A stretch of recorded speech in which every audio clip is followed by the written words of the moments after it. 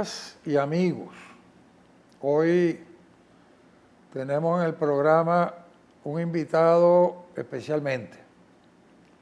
En este programa, que ustedes saben que es la voz de los que no tienen voz. En este caso, el invitado tiene voz por todos lados. Es un hombre muy conocido en todo el país. Es un hombre que se da a conocer con facilidad porque tanto lo bueno como lo malo lo difunde sin ninguna sumisión a teorías educativas. Leocenis García, que es el invitado del programa, está informado quizás como uno de los mejores hombres de la vida pública venezolana. Y hemos querido aprovechar su llegada al Zulia, a Maracaibo en particular, para oírle su opinión sobre el estado en que se encuentra Venezuela en el momento actual, tanto en el orden político como el económico, el social, el educativo, etcétera, etcétera. Entonces, le pasamos la cámara al invitado y le decimos cómo sientes tú a tu Venezuela y la de todos nosotros. Un saludo al Zulia, donde nací, y me siento muy complacido de estar contigo, que todos los zulianos te tenemos un enorme respeto, porque el Zulia tiene muchísimas cosas que las caracterizan. Tiene la gaita, la virgen, pero yo sé que no digo nada exagerado para toda la gente que nos está viendo a través de Televisa, Canal 7 del Zulia, cuando digo que cuando se trata de la voz de defensa de los zulianos, sobre todo de los más vulnerables, cuando hay una anécdota que casi la conocen todos los zulianos, de aquel camión de leche donde un hombre se montó para dárselo a la gente, siempre esas causas que tienen que ver con los más desfavorecidos están vinculadas a tu persona. Tú eres una autoridad en el Zulia y eres patrimonio de los zulianos. Todos los zulianos, los que nacimos en esta tierra, te tenemos un gran respeto. Por eso me siento muy honrado, muy agradecido por estar en este programa, que por cierto, en mis inicios en el Zulia, de estudiante en la Universidad del Zulia, yo veía muchísimo al derecho del revés. No sé si entonces también lo transmitían por el canal 7 o el canal 11. Depende del tiempo, yo no sé en qué tiempo tú... No hablemos del bueno, no tiempo te metas en esos detallecitos que no tienen ningún valor. Sí.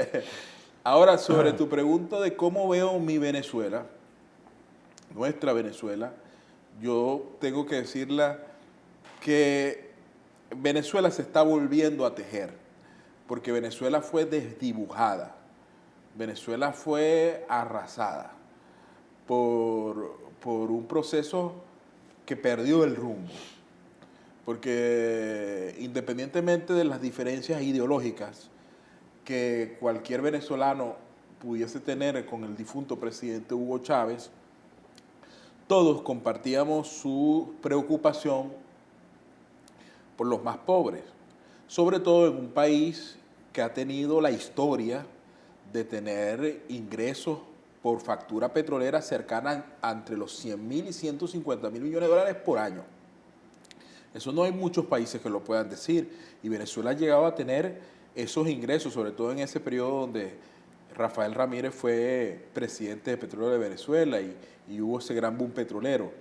Entonces, todos compartíamos con el presidente Chávez esa preocupación por los más pobres. Pero después de ese proceso que heredó su causaviente, el presidente Nicolás Maduro derivó en una tragedia. Vino un modelo de confiscación de la propiedad, de la libre empresa, de ataque a todo lo que no pensaba igual, de persecución a toda iniciativa individual, de control de precios, de cambio, controles extremos sobre la economía. Y eso creó un impuesto encubierto que terminó pagando la gente más pobre, que fue una inflación enorme, sin precedentes, solo conocida en Zimbabue durante el gobierno de Mugabe, solamente comparado con eso lo que pasó en Venezuela. Esa Venezuela arrasada, destruida, en manos de un modelo implementado por el presidente Nicolás Maduro, ahora está teniendo cierta recuperación. Y está teniendo cierta recuperación porque es que llegamos tan hondo, llegamos tan bajo, que ya no se podía caer más. Y cualquier recuperación mediana, entonces se nota. Y está pasando algo muy positivo, Gastón, que los venezolanos entendieron que los políticos no podían cuidarlos desde la cuna hasta la tumba, como se lo habían prometido, y empezaron a emprender.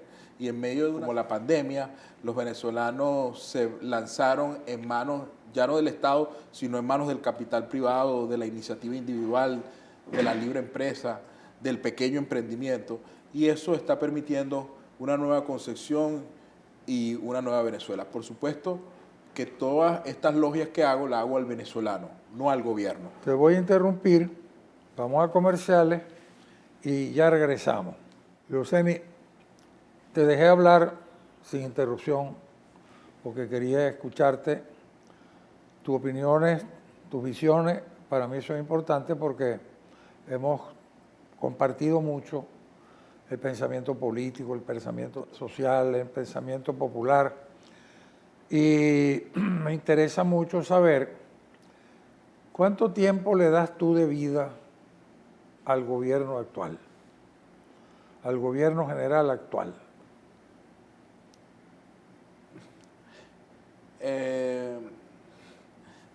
Yo creo que la respuesta es a un tipo de vida. Yo creo que el gobierno está haciendo su propia perestroika. El presidente Maduro, sin anunciar, como lo hizo Gorbachov, frente a una asamblea del partido, el modelo fracasó. Como lo hizo Gorbachov, el presidente no se ha sentado frente al Partido Socialista Unido y ha dicho el modelo fracasó, pero las medidas que ha venido tomando el presidente Maduro, en lo concreto, van señalando el camino de que él es consciente de que el modelo fracasó y que el rumbo que llevaba el país no era el acertado.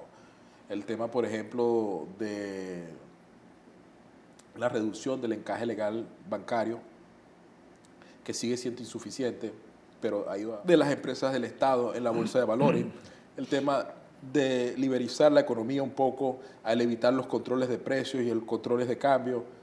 Todo eso habla de que esos no son medidas socialistas, esos son medidas liberales en lo económico que el gobierno está tomando. Entonces, eso le permite al gobierno tener una esperanza.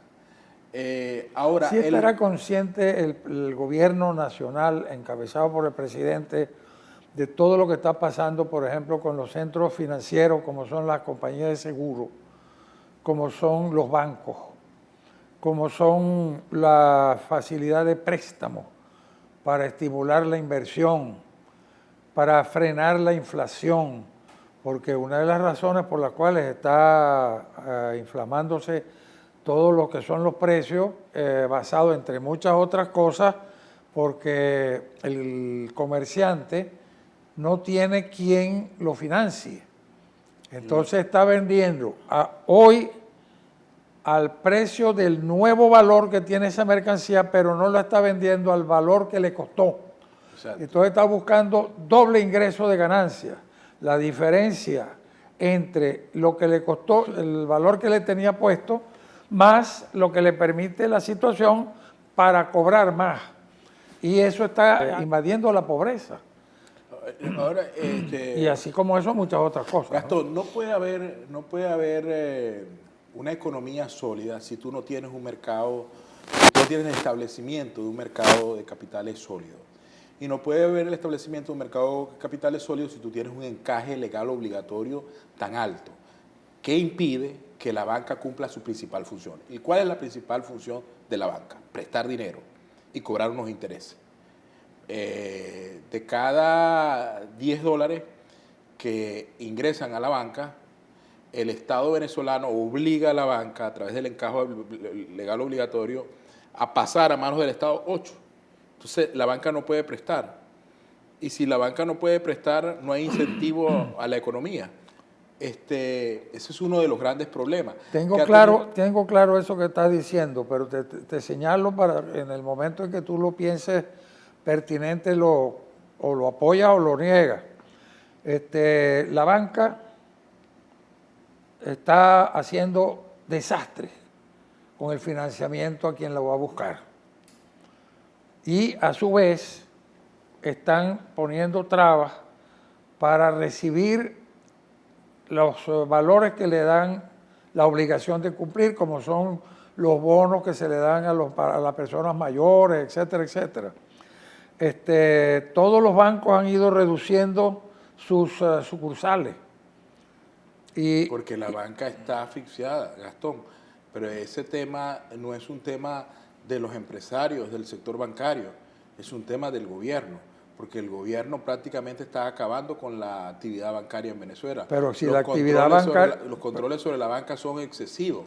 Pero si la banca hiciera palabra pública, tratándose de que ellos están negociando con un público al que tienen que rendirle cuenta, tanto como los tenedores de cuando tienen fondos del cliente, como cuando le prestan al cliente para actuar.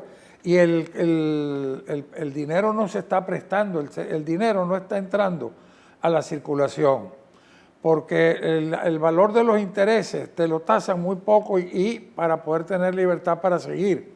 Entonces, ahí hay una situación que el gobierno no ha sabido resolver o no tiene interés de resolver. No creo que pueda decir que son ignorantes, pero no he encontrado la explicación financiera para la conducta de los bancos.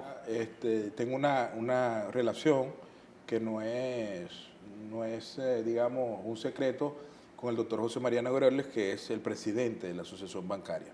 Y recientemente yo di una rueda de prensa sobre el tema del encaje legal obligatorio y cómo eso estaba incidiendo en el tema de los créditos. Y una conversación que tuve con el doctor José María Nogueroles, el doctor José María Nogueroles me decía, bueno, mira, Luceni, hay dos cosas.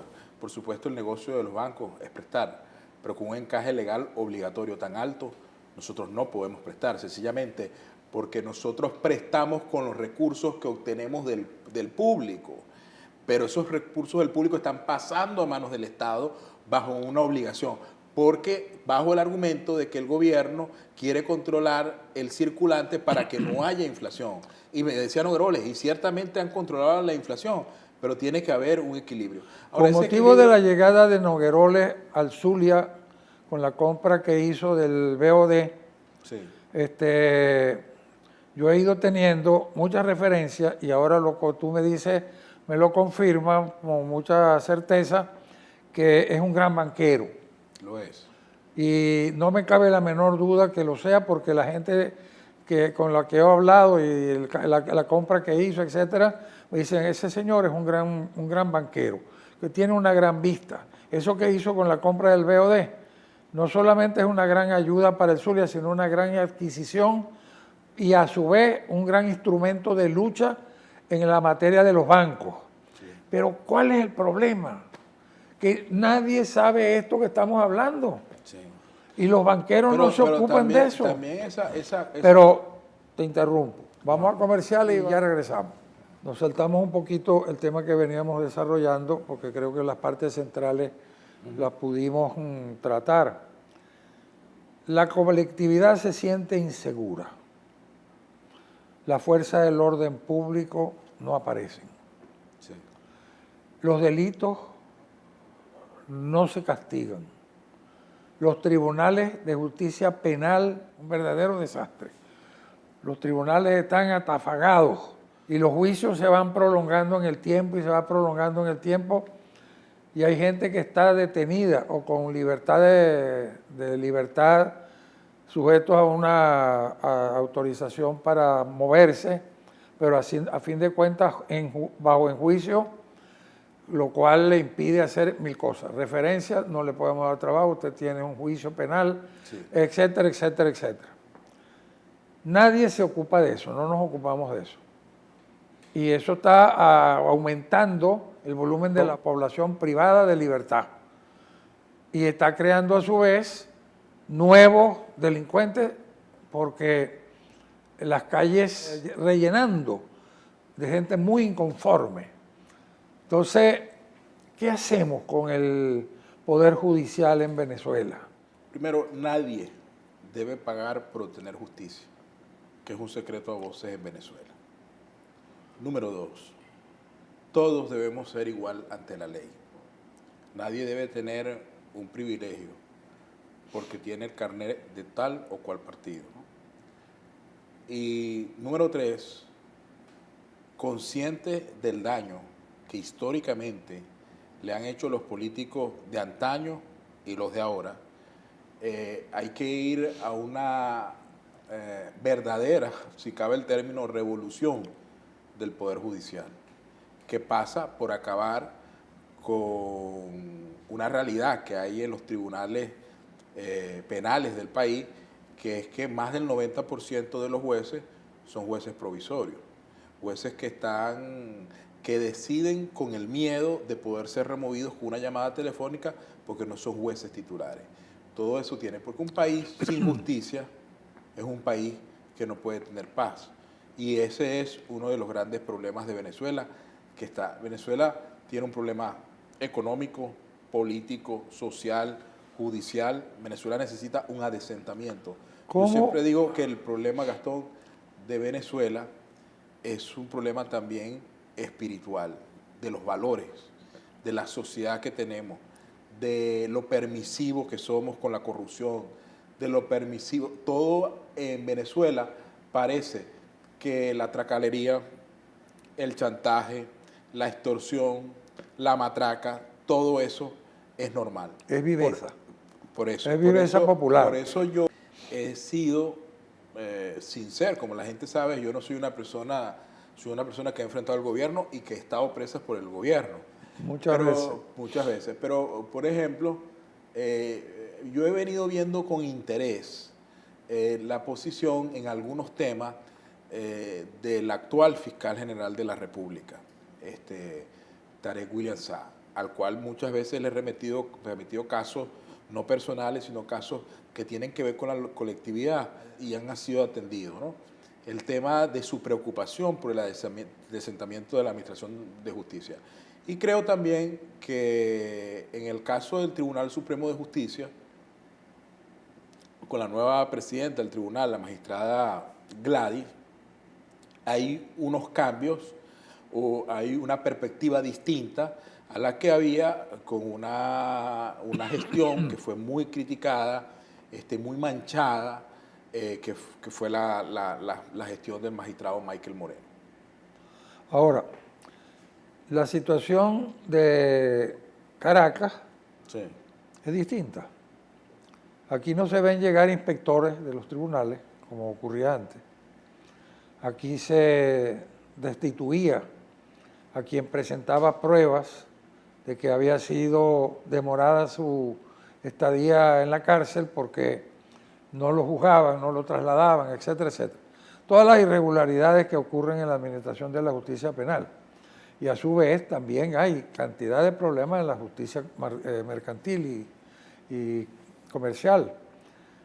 Ahora, ¿cómo hacemos nosotros para traer en el interior del país al fiscal superior para que resuelva el problema? Los empresarios se preocupan, pero no quieren intervenir porque no saben cuándo tienen un juicio por cuestiones de trabajo o por las causas que fueran. Los ciudadanos no saben qué hacer frente al Poder Judicial. Los jueces se conocen entre sí y se ayudan los unos a los otros para encubrirse. La situación de los juicios muchas veces pasan más tiempo que lo que le hubieran tenido que aplicar de privación de libertad por el delito cometido, porque no se ven ni siquiera los vencimientos de los juicios, o no se toman en cuenta, o se llevan eso por delante como sea. Ahora hay un gran poder que tienen los ciudadanos, que es el tema de las redes sociales que se han convertido en un foco de lo que pasa y que permite que las autoridades se den cuenta de cosas que antes no podían darse cuenta, el papel de los comunicadores sociales y de los medios de comunicación, que siempre tienen que estar del lado de los más vulnerables. Pero sin duda alguna, Gastón, te repito lo que decía hace un rato, el problema de Venezuela es un problema espiritual, de valores, de una profunda corrupción moral, y todo eso hay que tratarlo con la profundidad que amerita, con la fuerza que amerita eso. Y eso, por supuesto, no se va a resolver en un día, en 2 días, no lo va a resolver Tarek William Saab, ni lo va a resolver la magistrata. Eso es una tarea de todos los venezolanos y de hacernos conscientes que esta sociedad de cómplices, de alcahuetos con la corrupción, es lo que ha traído al país a este punto al que hemos llegado. Vamos a comerciales y ya regresamos. Primero aprovecho para agradecerte este libro escrito por ti, el prólogo de Bill Richardson, el título Estamos Unidos, y después la coletilla que dice la liberación de Venezuela tiene sangre estadounidense. Aquí haces una acusación formal y muy concreta, que me va a llevar a leer el libro con el mayor interés, sí. Pero me gustaría que me dieran una razón para ese subtítulo. ¿Sabes que en el título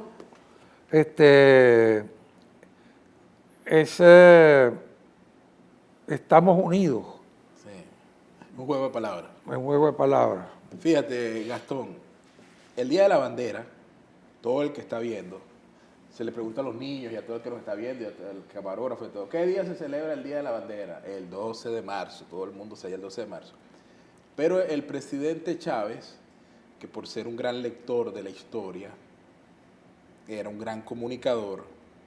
Excelente. El presidente Chávez cambió la celebración del Día de la Bandera del 12 de marzo a agosto. Y lo hizo por una razón, en mi criterio, muy concreta. Porque la historia suele contarse a media, pero el que es realmente un lector de la historia no se queda solamente con lo que está aparentemente, sino lo que hay detrás. Y ciertamente el día 12 de marzo, en las aguas de Haití, en una embarcación estadounidense que se llama el Lander, se izó la bandera de Venezuela diseñada por Francisco de Miranda. Hasta ahí la historia está bien. Lo que no sabe el común de la gente es que esa bandera se izó al lado de otra bandera, la bandera de Estados Unidos, porque esa embarcación, el Lander, era una embarcación que había partido del puerto de Nueva York con más de 200 hombres estadounidenses en una operación que había fraguado Miranda para intentar la liberación de Venezuela del Imperio Español, que había hablado con el entonces presidente de los Estados Unidos y que había sido autorizada por un coronel llamado el coronel Smith, encargado del puerto de Nueva York, que había autorizado que esos 200 americanos vinieran con Miranda. Y ese 12 de marzo, que se iza la bandera, se iza para hacer un juramento, que lo hacen estos estadounidenses para obedecer a Miranda y servir a la nueva república, que aún no existía. Esos 200 estadounidenses fueron apresados, capturados, porque Miranda no tuvo éxito y la embarcación en Lander fue con 2 goletas más, ¿cómo se dice?, interceptadas por las fuerzas españolas, y muchos de esos estadounidenses fueron apresados y, lo que es peor, fueron degollados por el Imperio Español. Por eso digo que la primera sangre por la liberación de Venezuela tiene sangre estadounidense. Ese hecho hubiera separado lo que todo Miami como una isla aislada del territorio norteamericano. Ese evento del Lander y eso impidió que se separara lo que es la Florida, que la iban a separar del territorio norteamericano para que surgiera un nuevo territorio independiente en el ámbito del Pacífico, ¿no? Entonces, hago este comentario simplemente para la audiencia. Y fíjate bien, Gastón, entonces la gente tampoco sabe que en Puerto Cabello hay una plaza muy bonita, en Puerto Cabello, que se llama la Plaza al Águila, que es en honor a los 200 estadounidenses que dieron la vida en esa aventura con Miranda. Es una historia apasionante, desde cómo Miranda, que era respetado en Estados Unidos, conocía a George Washington, Miranda participó en la lucha independentista de Estados Unidos, por eso el gobierno americano lo apoya financieramente en su aventura para liberar a Venezuela. Es una historia apasionante. Y este libro, yo lo que intento es rescatar la verdad histórica, que ha sido, nadie se imagina, Gastón, hablando de bancos, que tú, que tienes una empresa que se llama ¿Qué pasa? Y te dan financiamiento, X bancos para tus proyectos, para tus periódicos, etcétera, tu programa, y tú levantas a patada después al día siguiente al banquero que te dio la plata. Eso no tiene lógica. Entonces, Estados Unidos ha sido nuestro principal socio comercial. Las grandes carreteras, las grandes obras de Venezuela tienen sí el producto de un dinero que viene de Estados Unidos, el producto de una relación comercial con nuestro principal socio que ha estado Estados Unidos. Y yo demuestro cómo en varios eventos, de acuerdo con los presidentes de turno, Estados Unidos siempre salió en socorro de sus intereses en Venezuela. Por ejemplo, con el gobierno de Castro y el bloqueo de las potencias extranjeras, que Castro había perseguido de alguna manera, acusándolo de conspiración a la New York Bermude Company, que era una de las grandes compañías americanas, y a pesar de esas diferencias, cuando viene el bloqueo naval, Estados Unidos respalda al gobierno de Castro. O el propio presidente Carlos Andrés Pérez, que tuvo una época de desaires para Estados Unidos cuando fue el gran impulsor de la OPEC, que era un proyecto prácticamente contra los intereses de Estados Unidos, porque era poner de acuerdo a los países productores de petróleo para conseguir un mejor precio en aras de los compradores, en este caso uno de ellos Estados Unidos. Y como a pesar de eso, cuando le dan el golpe al presidente Pérez, el presidente Hugo Chávez, el entonces teniente coronel Hugo Chávez, uno de los principales que sale a apoyar a la democracia venezolana es Estados Unidos. El prólogo de ese libro lo hace un gran estadounidense, Bill Richardson, que fue gobernador de Nuevo México, fue ministro de Energía del presidente Clinton, ministro de Comercio del presidente Obama y representante de Estados Unidos ante las Naciones Unidas, y un gran héroe de la paz. Y este libro lo presento en los próximos días en la sede de la Organización de Estados Americanos, en la OEA, con la presencia del doctor Luis Almagro. Es un aporte a las relaciones en este momento, que por cierto Venezuela, después de esta hora oscura que pasó con la expulsión de las autoridades estadounidenses de Venezuela, de los diplomáticos, y esta época de distanciamiento entre las relaciones de Estados Unidos y Venezuela que se está volviendo a recomponer, yo he querido dar este aporte para que venezolanos y norteamericanos entendamos que con todas nuestras diferencias, Estados Unidos y Venezuela hemos tenido una relación histórica que ha sido provechosa para ambos países. Vamos a comerciales y ya regresamos. Se habla de un proceso electoral. Unos lo fijan en el año 23, otras personas lo llevan al año 24, que es el que le correspondería realmente dentro de los términos de la propia ley electoral. ¿Qué ocurrirá en Venezuela a lo largo de ese proceso electoral? ¿Quién crees tú que va a sentar la pauta del proceso electoral como norma, etcétera, etcétera? Yo tengo una preocupación sobre lo que algunos aliados de la comunidad internacional de los sectores democráticos quieren que se haga en Venezuela. Si Venezuela estuviese viviendo una época como la del 2019 o 2018 o 2015, donde la oposición tenía un gran apoyo popular, entonces lo más lógico para todo el mundo sería pensar en unas primarias, porque va a haber una enorme participación de la gente y eso va a ser una expresión democrática. Pero estamos viviendo una época de un enorme desprestigio de los políticos, de los partidos políticos. La mayoría de los que aparecen en las encuestas, por ejemplo, Juan Guaidó, María Corina Machado y no voy a nombrar a otro. Esos dos, Juan Guaidó, María Corina Machado. Aparecen con 4, 5, 6 puntos en las encuestas. Pero los niveles de rechazo de todas las encuestas, Data Analysis, Consultores 21, Datincore, que le dan un puntaje realmente mínimo, pero que les permite decir, bueno, yo tengo una nariz más que el otro. Los niveles de rechazo son de 70%. ¿Qué es lo que está diciendo esas encuestas? Que se está eligiendo al más popular entre los más impopulares. Entonces, esas primarias no son un mecanismo democrático. Se convierte en un mecanismo para resolver un problema de los políticos. Y te pongo un ejemplo. Durante la elección que ganó el presidente Caldera, después del gobierno del doctor Ramón J. Velázquez, los partidos tradicionales, entre esos COPEI, que era uno de los partidos más importantes del país, intentó hacer un proceso primario para darle al país lo que se suponía era el nuevo presidente de la República. Hicieron un proceso interno en COPEI que ganó una joven promesa de la política entonces, que era el doctor Osvaldo Álvarez Paz. ¿Qué pasó?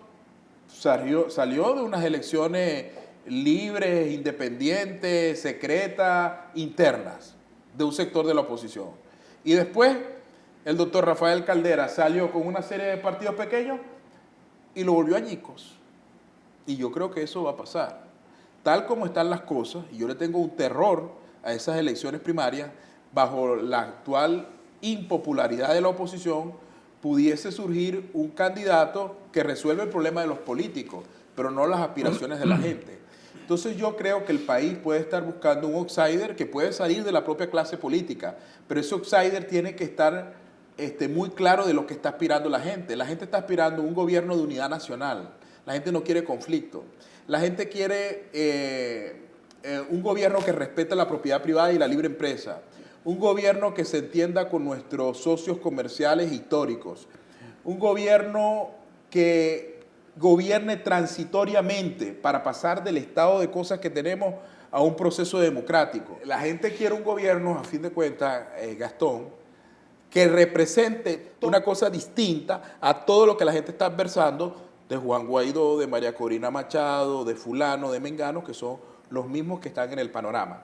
Entonces yo creo que si la oposición sigue en esa terquedad de hacer unas primarias que se convierten en una suerte de culto evangélico, con el respeto de las creencias religiosas, encerrado para una gente que cree en un dogma, pudiesen estar consiguiendo el candidato que va a llegar de tercero, y que el candidato que puede llegar de segundo, o puede ser el presidente de la República, va a surgir de una cosa distinta a esas primarias. ¿Qué veo con preocupación? Que ya tienen fecha, etcétera, pero no discuten cosas muy importantes que a la gente le interesan. Por ejemplo, la mayoría de los candidatos que están habilitados para participar no gozan del respaldo de la gente. Pero hay una serie de candidatos que hemos tenido la opción de hacer cosas y estamos inhabilitados políticamente. ¿Qué va a pasar? Por ejemplo, yo estuve liderando las encuestas, y no cualquier encuesta, estuve liderando la encuesta del gobierno, la encuesta de Oscar Chemmel, para la alcaldía de Caracas, y el gobierno me inhabilitó, porque a mí no se me va a dejar participar y Antonio Ecarri sí. ¿Y por qué a Prosperi sí les va a dejar participar y a Leocenis García no, y a Leopoldo López no? Entonces, lo que hay que es emparejar el campo de juego para que esas elecciones sean creíbles. Y aprovecho para volver con un tema que lo he hecho en privado y lo hago ahora en público. Yo le he insistido al gobierno del presidente Maduro que hay que volver a las organizaciones que le dan credibilidad a la democracia venezolana. Uno de esos es la Organización de Estados Americanos, la OEA. En Venezuela no puede seguir viniendo el CELA a observar las elecciones venezolanas. En Venezuela tiene que venir un órgano respetado por todos, como Organización de Estados Americanos, que certifique que las elecciones son transparentes. ¿Qué otra alternativa le darías tú a esa proposición en el caso de que Venezuela no quisiera asistir que sea la OEA, sino que es la Organización de Estados Americanos, sino cualquier otros observadores. Cualquier otro observador. Yo creo que tienen que venir un grupo de países aliados de la Unión Europea, tiene que venir las Naciones Unidas como observadores y garantes. Y sobre todo el gobierno tiene que medirse unas verdaderas elecciones. Y las verdaderas elecciones, a mí no me gusta Leocenis García, porque no me gusta, pero tengo que dejarlo participar y que sea la gente que decida. Entonces el gobierno tiene que echar atrás con el tema de inhabitaciones políticas ilegales. Leocenis, el tiempo se nos terminó. Un abrazo, querido Gastón. Vamos a despedirnos de la audiencia que tenemos en el programa Al Derecho y al Revés, la voz de los que no tienen voz.